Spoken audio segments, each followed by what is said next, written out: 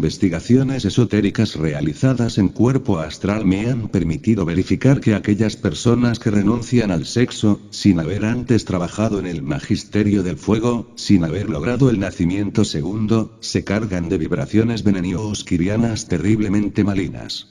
Es urgente saber, es necesario comprender que este tipo especial de vibraciones perniciosas, después de saturar totalmente los cuerpos lunares, tienen el poder de despertar el abominable órgano cundartiguador. Cualquier persona abstemia ya envenenada por las perversas vibraciones veneno-osquirianas, se caracteriza por aquel dualismo fatal de cinismo experto y fanatismo extremo en alto grado. En los mundos infiernos viven muchos ascetas equivocados, muchos abstemios que renunciaron al sexo sin antes haber fabricado sus cuerpos solares en la novena esfera, sin haber logrado el nacimiento segundo. El camino que conduce al abismo está empedrado con buenas intenciones. El averno está lleno de equivocados sinceros.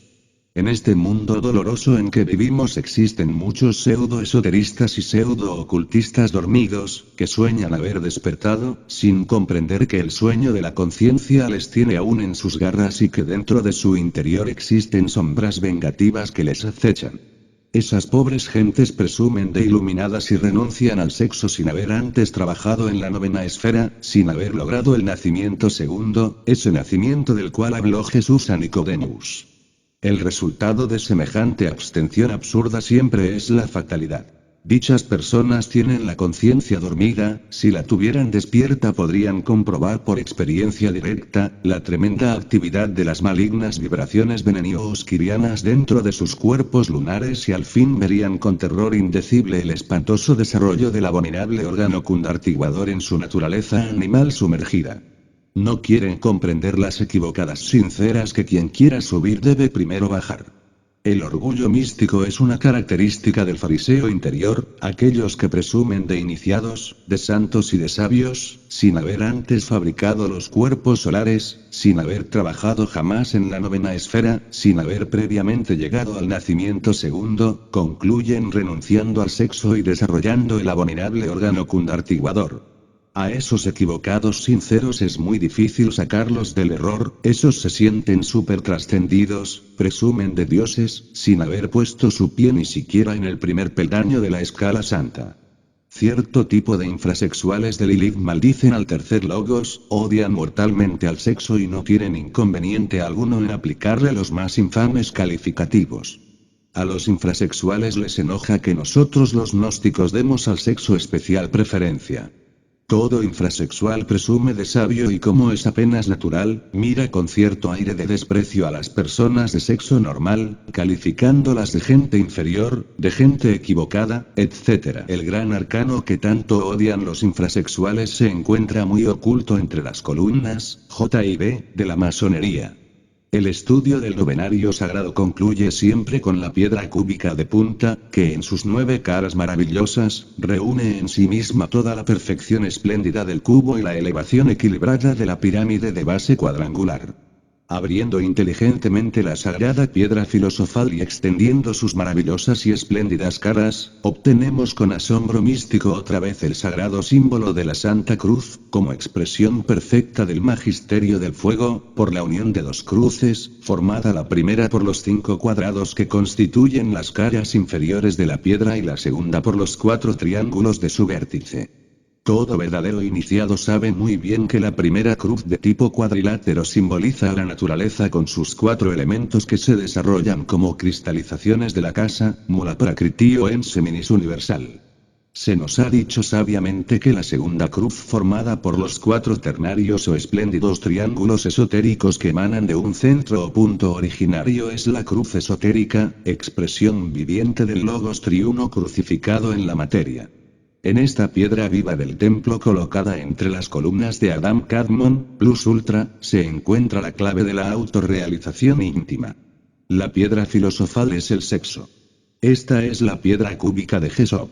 Resulta estúpido quererse convertir en una columna del templo del Dios vivo, sin haber cincelado antes la piedra bruta.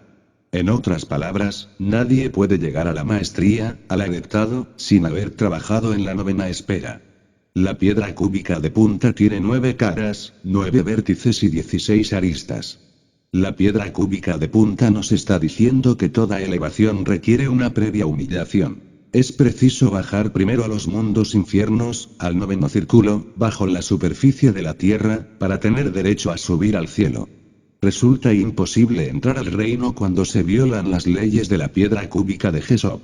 Aquellos que renuncian al sexo sin haber logrado antes el nacimiento segundo, violan las leyes de la piedra santa.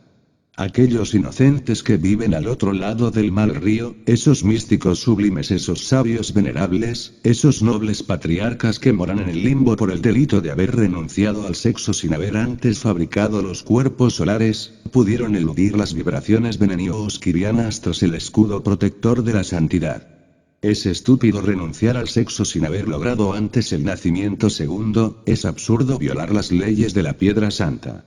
Los inocentes del limbo necesitan reincorporarse para trabajar en la novena esfera y lograr el nacimiento segundo, solo así podrán entrar al reino. Capítulo 29, Leyes solares y leyes lunares. Las inquietudes científicas por estos tiempos de crisis mundial son formidables.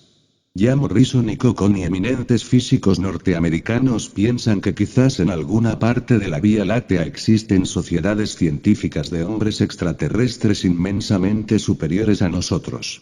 Creen los citados físicos que es muy posible que dichos extraterrestres quieran comunicarse con nosotros y hasta han descubierto que dichas corporaciones cósmicas emiten ondas en nuestra dirección en una frecuencia de 1420 Mc/sec. La teoría de la pluralidad de los mundos habitados ya comienza a ser comprendida por los hombres de ciencia. Un argumento, entre otros en favor de esta teoría, es que ciertas estrellas tienen como el Sol, débiles velocidades angulares. Todo hombre de ciencia ha podido verificar a través de la observación y de la experiencia que la pequeñez del momento angular de cualquier Sol, acusa, indica o señala, la existencia de un sistema planetario.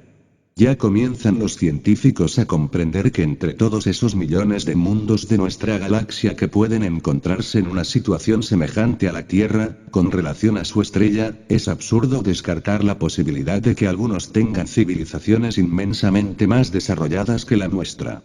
Dicen los sabios que esta posibilidad puede y debe ser examinada muy detenidamente. Ciertas noticias dicen que el famoso científico Drake tiene la intención de estudiar seriamente la interesantísima zona de Ceti y de Eridano. Estas dos estrellas se encuentran a 11,4 años luz y son las más próximas después de la del Centauro. De la formidable lista de los astros más cercanos elaborada inteligentemente por Morrison y Cocconi, es claro que Ceti y Eridano, así como el famoso Indi, son realmente los más interesantes después de la eliminación de las estrellas dobles. Se ha podido verificar que en razón de las muy marcadas perturbaciones de sus órbitas los planetas de las estrellas dobles no poseen climas uniformes, durante muy largos períodos geológicos. Nosotros decimos que existen muchas sociedades galácticas que saben del momento crítico en que vivimos y que quieren y desean ayudarnos. Sirio, el sol de los soles de la Vía Láctea, es una estrella doble. El hermano gemelo de Sirio, es un mundo negro de terrible y espantosa densidad. La influencia vibratoria de la estrella doble Sirio, es muy extraña. Esa radiación es suprasolar e infralunar. Por simple deducción lógica podemos decir que la doble radiación de Sirio influye decididamente sobre todos los supracielos y sobre todos los infrainfiernos de la Vía Láctea. Si bien es cierto que Sirio es el gran sol de la Vía Láctea, también no es menos cierto que su tenebroso hermano gemelo tiene una densidad mucho más asombrosa, aunque cualquiera que pueda convertirse en el oscurísimo interior de la luna más muerta. La doble estrella Sirio se compone de un inmenso sol radiante 26 veces más brillante que el nuestro, con una trayectoria circular de un período de 50 años, alrededor de un enano blanco del tamaño de Júpiter y 5000 veces más denso que el plomo. Se nos ha dicho que la Vía Láctea gravita alrededor de la doble estrella Sirio. Esta doble estrella parece llenar en alguna forma la brecha excesiva entre los cosmos del Sistema Solar y la Vía Láctea. La doble estrella Sirio indica una intensa actividad solar y lunar dentro de nuestra galaxia. La doble estrella Sirio influye decididamente sobre nosotros aquí y ahora. Libertarse de la influencia lunar es algo espantosamente difícil pero indispensable para lograr la liberación. La influencia lunar es doble en el mundo en que vivimos porque la Tierra tiene dos lunas. Ante los telescopios, la segunda luna se ve negra y del tamaño de una lenteja. Los ocultistas han dado a la luna negra el nombre de Lilith. Este segundo satélite lunar es una especie de octava esfera sumergida. Un mundo terriblemente maligno. Las vibraciones siniestras que vienen de la luna negra originan en la Tierra monstruosidades, abominaciones, crímenes espantosos llenos de repugnante sadismo, lujuria inconcebible, homosexualismo en gran escala, masturbación, pederismo, abortos provocados, etc. Entre los productos más abominables de Lilith, es oportuno citar el caso del conde Drácula en Rusia. Este personaje de cine realmente existió y lo comenta Elena Petrovna Blavatsky en una de sus obras. Dice la gran maestra que dicho conde fue en tiempos de los zares, el alcalde de cierto pueblo ruso. Odiaba mortalmente a su mujer, pues los vampiros son homosexuales, aborrecen mortalmente el sexo opuesto. Después de muerto, se presentaba el conde Drácula en casa de la viuda aborrecida, para azotarla violentamente. Inútilmente intentaron estorbarle el paso ciertos sacerdotes católicos. El conde Drácula los arrolló con su carruaje en el puente, muy cerca del cementerio y a la medianoche. Cuando se abrió la negra y espantosa sepultura del conde Drácula, se halló su cadáver viviente muy bien conservado y sumergido entre sangre humana, pues los vampiros se alimentan de sangre. Cuenta la gran maestra Elena Petrovna Blavatsky, que los pies del siniestro cadáver estaban llenos de lodo, lo que demuestra hasta la saciedad que a la medianoche se escapaba del sepulcro.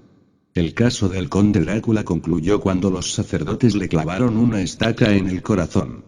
En Palestina existe una orden de vampiros que se esconden tras el título siguiente: Orden de los Inmortales Guardianes del Santo Sepulcro.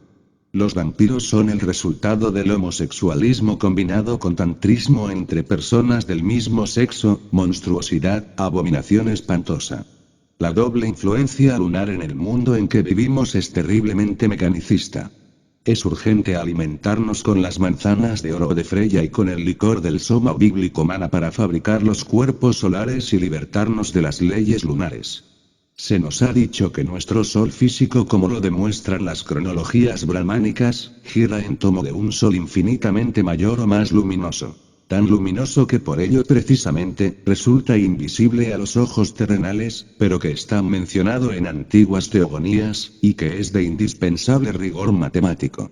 Y no existe únicamente ese sol ecuatorial o astral, ignoto centro del que es un mero planeta nuestro sol físico, sino que además existen en planos superiores o hiperdimensiones del espacio cerúleo, otros dos soles más excelsos todavía y a los que los calendarios tamiles, como el Tiruchanga, Panchanga, llaman respectivamente sol polar, o centro galáctico de toda nuestra nebulosa y de sus 100.000 soles, y sol central, centro de centros, a su vez que enlaza y unifica a cuantas nebulosas de millones y millones de soles que existen por millares en el cielo.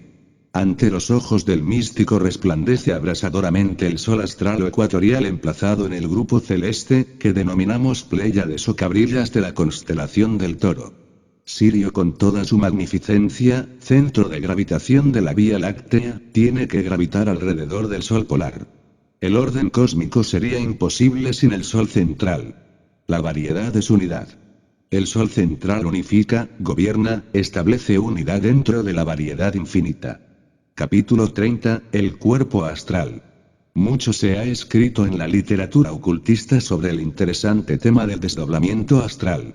Resulta muy oportuno citar aquí los indeseables fenómenos hipnóticos del dicho Laurent, fecha 10 de julio de 1894, en las que el famoso coronel Rochas consiguió, con lamentable imprudencia de experimentador de esos que desprecian el clásico Ars Magna Vita Brevis, experimentum periculosum los estados sinópticos, separados entre sí por otras tantas letargias que pueden resumirse así, como lo saben muy bien las personas que se han dedicado a todas estas cosas. A los 3 típicos estados hipnóticos conocidos como letargia, catalepsia y sonambulismo, el coronel Rochas agregó otros cada vez más, y más profundos, hasta el número 13, separados entre sí por sucesivas letargias, en las que el paciente parece dormirse más y más para sucesivamente despertar a nuevos estados, cada vez más alejados del estado de vigilia. En el estado número 5,